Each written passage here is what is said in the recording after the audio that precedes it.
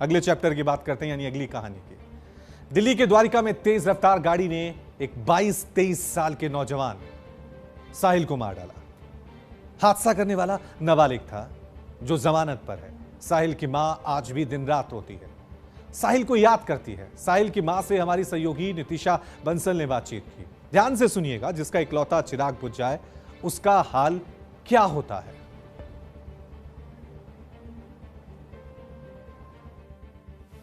दिल्ली के द्वारका में एक ऐसी सड़क दुर्घटना हुई जिसने एक परिवार के सारे सपनों को तोड़कर रख दिया, या यूं कहे कि एक माँ की पूरी दुनिया उजाड़ दी। क्योंकि उस माँ की दुनिया तो वो इकलौता बेटा था जो इस हादसे में रफ्तार की भेंट चढ़ गया। इस वक्त मेरी मौजूदगी द्वारका में है, ईना माकन जी के घर पर, जो 23 साल के साहिल की माँ हैं और अब अपने इस उजड़े हुए संसार में अकेली हैं, अपने बेटे के लिए, उसके इंसाफ के लिए लड़ रही हैं। ईना जी, नींद आ रही है?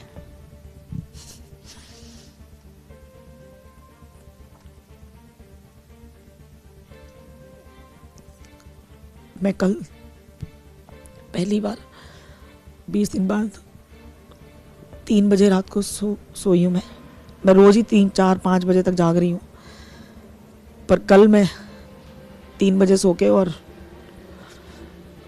सुबह तो फ़ोन ही उठा देते हैं मुझे। खैर, मैं गोली खा के सोई हूँ कल। और आज भी मैंने प्लान कर रखा था कि मैं शाम को मेडिसिन लेके और फ़ोन बंद करके आज सोऊंगी। मैंने आज सुबह ही प्लान किया ये, क्योंकि मैं सो नहीं पा रही हूँ, उसकी वजह से मेरा जो ब्रेन में प्रॉब्लम हो रही है मेरे को। लड़ाई बहुत लंबी है। 3 फरवरी का वो दिन था जब ये हादसा हुआ। तब से आज तक पूरा फरवरी अब लगभग ख़त्म होने को है, एक ही हफ्ता बचा है। बहुत मुश्किल रहे होंगे ये दिन, वो दिन, वो पल जब वो फ़ोन आया पुलिस का, बार बार याद आता होगा। कैसे लड़ रही हैं आप ये मुश्किल लड़ाई? मैम, मेरे पास कोई ऑप्शन नहीं है ना। इतनी दर्दनाक विदाई अपने बच्चे की कोई नहीं देख सकता मैम, कोई नहीं देख सकता। मैंने देखा है, मेरे पास फीडबैक आ रहा है अपने आप कि पूरी दुनिया डर गई अपने बच्चों को बाहर भेजने से। खौफ का माहौल है,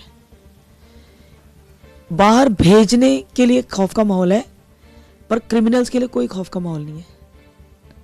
क्योंकि क्रिमिनल्स को रोकने के लिए कोई कुछ ऐसा नहीं हुआ है जिससे क्रिमिनल्स को खौफ हो जाए।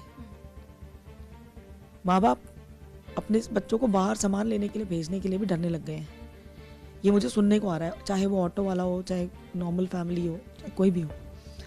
ये माहौल हो चुका है कि लोग इतना ज़्यादा डर चुके हैं अपने बच्चों को लेके, कि मतलब माहौल बहुत ही ज़्यादा डिस्टर्बिंग है।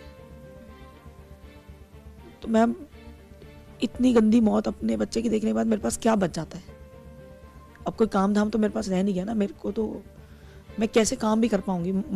मानसिक संतुलन इंसान का ठीक होगा तभी तो काम करेगा वो। तो मेरे पास तो बस उसकी लड़ाई के अलावा और कोई काम नहीं है। ईना जी, इतनी देर से मैं आपसे बात कर रही थी, कई सवाल दिमाग में घूम रहे थे, लेकिन सच बताऊं तो अब निशब्द हूँ हालात देखकर, एक माँ को देखकर जो अकेली अपने बेटे को पाल रही थी। बहुत सारे सपने थे, विदेश से पढ़ाई करना चाहता था, अपनी माँ को सपोर्ट करना चाहता था। लेकिन एक दूसरा पहलू इसका ये भी है, एक बाप उस नाबालिग का आरोपी भी है, वहाँ भी एक बाप है, एक माँ है, पूरा परिवार है। बार बार आरोपी के जो पिता है, जो नाबालिग बच्चा उस गाड़ी को चला रहा था, उसके पिता बार बार कुछ शब्द दोहरा रहे हैं। हर बार वो टीवी कैमरा के सामने आते हैं, वो कहते हैं वेरी वेरी वेरी सॉरी, मुझे खेद है। उनका खेद तो मैम अभी जस्ट अभी आप देखिए कि आज ही उन्होंने, उनके वकील साहब ने PIL लगाई है कि मीडिया जो है वो उनको चेस कर रही है। हाई कोर्ट में उन्होंने PIL लगाया कि मीडिया मुझे चेस कर रही है और मेरे परिवार को खतरा है जान को। मतलब एक रिकॉर्ड कायम है उनका, इतनी रैश ड्राइविंग और सारी चीज़ें, रिकॉर्ड उनका है और खतरा उनको है। तो वो मीडिया का मुंह बंद करना चाह रहे हैं, मेरी आवाज़ बंद करना चाह रहे हैं। क्योंकि अगर मीडिया को बंद करने के लिए, मीडिया को स्टॉप करने के लिए उन्होंने हाई कोर्ट में एप्लीकेशन लगाई है। तो आपको समझ में आ रहा है कहीं पे खेद? और समय आने पर, अभी तो शुरुआत है मैम, लड़ाई बहुत लंबी, आपने ही बोला भी लड़ाई लंबी है, मुझे भी पता है, क्योंकि मैं इतनी टैगिंग कर चुकी हूँ। मैंने मोदी जी को टैग किया है, मैंने रेखा गुप्ता जी को टैग किया है, मैंने अमित शाह जी को टैग किया है। जिस तरह से मैंने न्यूज़ चैनल्स को टैग किया था तो उस पर एक्शन हुआ, लेकिन अभी सरकार की तरफ से तो मेरे पास कोई रिस्पांस नहीं आया ना अभी तक कोई नहीं पहुंचा है। तो शुरुआत हुई है अभी तो चीज़ें अपने आप सामने आ जाएंगी मैम। सच कभी रुकता नहीं है, सच देर से आता है सामने, पर कितना खेद है वो पूरी दुनिया देखेगी। आई प्रॉमिस दिस, एक माँ का वादा है, एक आई प्रॉमिस दिस, ये स्टेटमेंट को मैं पूरी दुनिया के सामने इसकी सच्चाई लाऊंगी कि उन्हें कितना खेद है रियल में। इस वर्ड को इस्तेमाल करके उसको नंगा किया जा रहा है। अगर वो ये वर्ड यूज कर रहे हैं ना, तो वो इस खेद शब्द की मर्यादा को भंग कर रहे हैं। मुझे ज्यादा कुछ नहीं बोलना है, समय पर सारी चीजें अनफोल्ड करूंगी मैं, सारी परतें अनफोल्ड होंगी, और ये स्टेटमेंट तो मैं जरूर पब्लिक के सामने लेके आऊंगी। मैं आज बार बार आपके माध्यम से पब्लिक को कह रही हूं, be attentive, I will prove, ये खेद वाला शब्द I will prove, a mother will prove, कोई भी कीमत मुझे चुकानी पड़े इस स्टेटमेंट के पीछे की सच्चाई और पूरी सच्चाई। मैंने अभी तक जितना भी काम किया, मैं 13-14 दिन बाद उठी आवाज उठाने के लिए, पर मैंने 2 ही दिन में इतना कुछ पब्लिक के आगे रख दिया, तो सब कुछ रखूंगी मैं, कुरेद के सारी सच्चाई में सामने लाके रखूंगी पब्लिक के। पूरी दुनिया का जो सपोर्ट, उनका जो सच्चा इमोशन और मेरे बच्चे की जो कुर्बानी, उसमें कहीं पे झूठ कभी नहीं आएगा, मिलावट नहीं होगी उसमें, वो मिलावट नहीं है, और ना मैं उसमें मिलावट होने दूंगी, ना मैं किसी को करने दूंगी मिलावट। ये स्टेटमेंट वो कितना भी चिल्ला के बोले मैडम, मैं पूरी दुनिया के सामने असली खेद कितना है और कितना नहीं है ये मैं ला के रहूंगी। हीना जी, उन्होंने कहा कि उन्होंने अपनी पत्नी से कहा था कि आप, जैसे ही उनके पास फ़ोन आया, वो तो गोरखपुर थे, उन्होंने अपनी पत्नी से कहा, परिवार से कहा कि तुम मौके पर पहुंचो और तुरंत उस बच्चे को सबसे पहले अस्पताल पहुंचाओ और निकालो वहां से। आपको मिले थे उस जो नाबालिग आरोपी है, उसकी मदर या कोई और उसके परिजन मिले थे वहाँ मौके पर? मैडम, उन्होंने बोला कि मैंने 11:30-12 बजे फ़ोन किया था। उन्होंने जो स्टेटमेंट दी है कि मैंने अपनी पत्नी को जो फ़ोन किया, वो 11:30-12 का टाइम बताया उन्होंने। 11:30-12 बजे अगर उन्होंने बोला था तो 1:30 बजे तक मेरे बच्चे की बॉडी वहां क्या कर रही थी? आप चीजों को जोड़िए तो सही, सिर्फ सवाल पूछना ही नहीं मिला वहां पे। कोई ऐसा भी हो सकता है ना, पुलिस केस बन गया तो शायद हाथ नहीं लगाने दिया, लोगों ने हाथ नहीं लगाने दिया, बहुत सारी चीज होती है। वो मिले, उसके परिजन मिले आपको? नहीं मैम, ऐसा कैसे हो सकता है कि हाथ नहीं लगाने दिया? कैसे हाथ नहीं लगाने दिया? कोई मर जाए और उसको कोई हाथ नहीं लगाएगा? पुलिस तो थी ना वहां पर। आपने बताया एम्बुलेंस भी थी, कोई हाथ नहीं लगा रहा था, किसी ने आपकी मदद नहीं की। अब मैंने सुना आपको सजा के खड़ी की गई थी एम्बुलेंस, ढक्कन ऊपर करके बस खाली सजा के खड़ी करी गई थी, स्ट्रेचर खाली पड़ा था। मेरे बच्चे को तो वो जब 30-40 फुट 50 फुट जो लोग बता रहे हैं, सारी चीजें आएंगी मैम सामने। मैं वक्त से पहले कुछ नहीं बोलूंगी, सबूतों के साथ सामने आऊंगी मैं हवा में तीर उनकी तरह झूठ का एक प्रोपेगेंडा या इस तरह की, क्योंकि मेरे को तो कोई न्यूज़ नहीं बनानी है ना, मुझे कोई न्यूज़ नहीं बनानी है, और मुझे मीडिया के माध्यम से कोई किसी आर्गुमेंट में भी नहीं पड़ना है और अपना समय बर्बाद नहीं करना है। मेरे को अपने बच्चे के लिए समय बहुत कीमती है मेरे लिए, बजाय उसको वेस्ट करने के लिए मुझे उसके लिए काम करना है। तो मैं हर चीज़ सामने लेके आऊंगी, हर चीज़ पर वक्त पर। मैं पहले से कुछ कंट्रोवर्सी और ये आर्ग्यूमेंट्स और ये जो एंटरटेनमेंट मसाला, मैं ऐसा कुछ नहीं बनाना चाहती। मैं अपनी चीज़ों को बहुत simple, straight forward, neat and clean रखना चाहती हूँ, ताकि जो मेरे सपोर्ट में है, जो डरे हुए हैं, जिनके बच्चे अनसिक्योर हैं रोड पे और जिनकी आत्माएं हिल गई हैं, उनको शुरू से लेके अंत तक सच सच और सच ही दिखाई दे। साहिल विदेश जाने वाला था, एमबीए करने वाला था। उसकी मौत के 11 दिन बाद वहाँ से उसको लेटर आया था कि आप चयनित हो गए हैं। क्या सपने थे, क्या कहता था साहिल आपसे? मैम, उसका जो टेस्ट है वो तो सबको पता ही है, बच्चों को भी पता है, उसके दोस्तों को पता है। उसके आईपैड के अंदर जो आज भी मैं सो के उठती हूँ, मेरे पास ही रखा रहता है वो आईपैड, उसके अंदर जो पिंटरेस्ट के नोटिफिकेशंस आते हैं, ड्रेसिंग सेंस से लेके and everything, he used to tell me, mummy आजकल ना ओल्ड मनी स्टाइल का फैशन है, आप वैसी ड्रेसिंग करो, अब चेंज करो, अब आप जो अपनी वेस्टर्न ड्रेसिंग पहले से पहन रहे हो, नाउ चेंज इट। आजकल जो ट्रेंड है ना वो ओल्ड मनी स्टाइल का है। और मैम, बहुत सारे लोग हैं जिनको ओल्ड मनी स्टाइल आज तक अभी तक नहीं पता what is old money style. I was surprise the day he told me कि mummy now you start dressing up yourself old money style. उसके इतने सारे नोटिफिकेशंस होते हैं, मैं सुबह उठती हूँ तो उसके आईपैड पे, उसकी मेल पे इतने सारे अलर्ट होते हैं, मैं एक भी अलर्ट खोल के नहीं देख पाई हूँ आज तक 20 दिन में। मेरी हिम्मत नहीं होती। मैं जितना खोलती जाऊंगी और मैं अगर टूटती जाऊंगी तो मैं अपने बच्चे के लिए काम कब करूंगी। उसके सपने तो लग्जरी फैशन मैनेजमेंट का उसको जो है उसने अप्लाई किया था, जो कि मैंने उसको बोला था देखो जो करना है कर, आप फोर्स करके बच्चों से नहीं करवा सकते कुछ। अगर आपके बच्चे को पेंटर भी बनना है ना तो आप बनने दीजिए उसे, क्योंकि बेस्ट वो अपने इंटरेस्ट में ही देगा।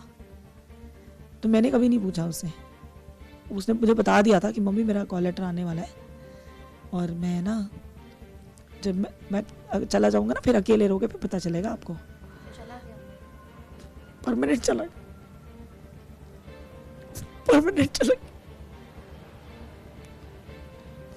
मजाक कर रहा था मुझसे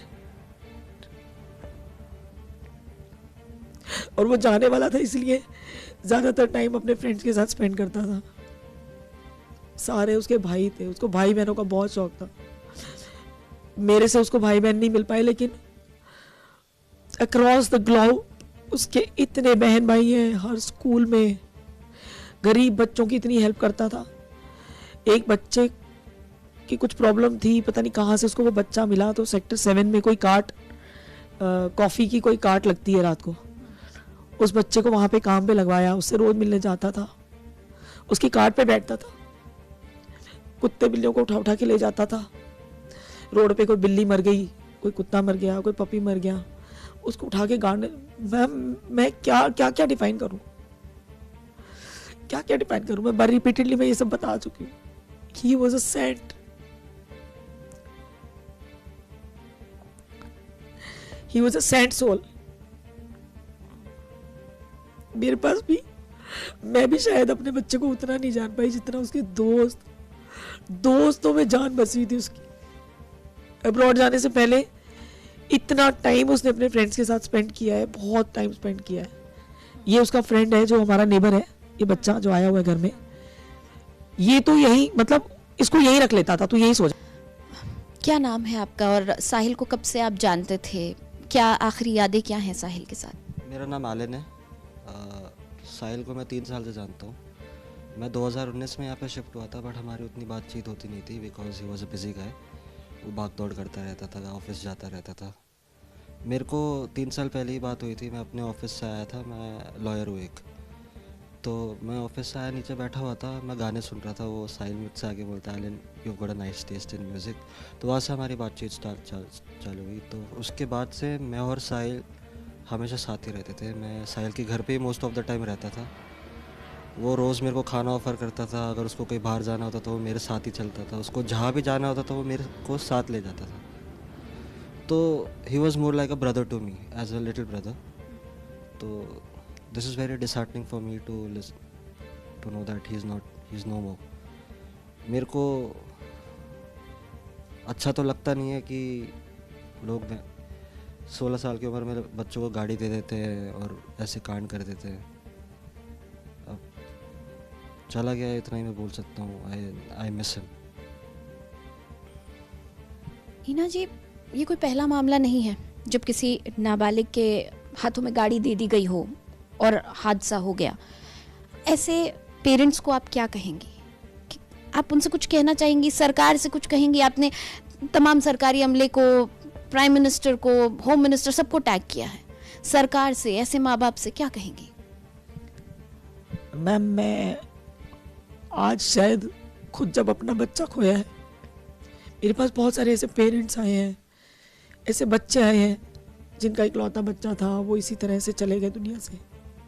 पर वो माँ बाप कुछ बोल ही नहीं पाए। किसी के पास एविडेंस नहीं था, कहीं पे जहाँ एक्सीडेंट हुआ वहाँ कैमरा ही नहीं था।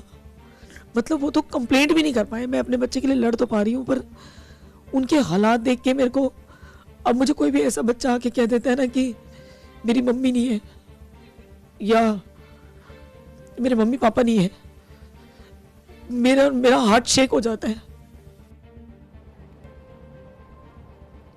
तो एक मां इंसाफ की गुहार लगा रही है, अपने बच्चे के लिए इंसाफ मांग रही है जिसे उसने अकेले पाला। और जब वक्त आया था कि बच्चा जॉब करे, मां की जिम्मेदारियां उठाए, तब जिंदगी ने उसे उठा लिया। ऐसा गम, ऐसा दर्द दिया है मां को कि अब जिंदगी भर एक नई लड़ाई लड़नी है बच्चे को इंसाफ दिलाने की। कल ये मां कैंडल मार्च भी निकालने जा रही है, तो आप लोग भी इस मार्च में शामिल हो सकते हैं। साहिल के लिए इंसाफ दिलाने में अपना अपना योगदान दे सकते हैं, इस मां का साथ दे सकते हैं। इसने अपना छोटा सा बच्चा खोया है जिसके बड़े बड़े सपने थे, विदेशों में पढ़ना, अच्छी नौकरी करना, अपनी मां को जिम्मेदारियों से मुक्त करना। लेकिन नियति कुछ और ही कह रही है। एक नई लड़ाई इस मां को लड़नी पड़ रही है। सोचिए, साहिल के ख्वाब थे कि वो मैनचेस्टर यूनिवर्सिटी में पढ़ाई करे, विदेशों में जॉब करे। इसको लेकर तैयारियां कर रहा था, रिसर्च कर रहा था, पूरा प्लान भी तैयार था। लेकिन नियति कैसे ले गई? इस देश में रफ्तार की वजह से न जाने कितने मासूमों ने अपनी जिंदगी खो दी है, और इसमें हमेशा नाबालिग लोग पाए गए जो रील के चक्कर में, नशे के चक्कर में कई मासूम को सड़कों पर कुचलते हुए निकल जाते हैं, और उनके खिलाफ देश का कानून कोई कार्रवाई नहीं कर पाता है, असमर्थता जता देता है। सोचिए, यह है इस देश का कानून। एक मां को अपने बच्चे के इंसाफ के लिए लड़ाई लड़नी पड़ रही है। चलिए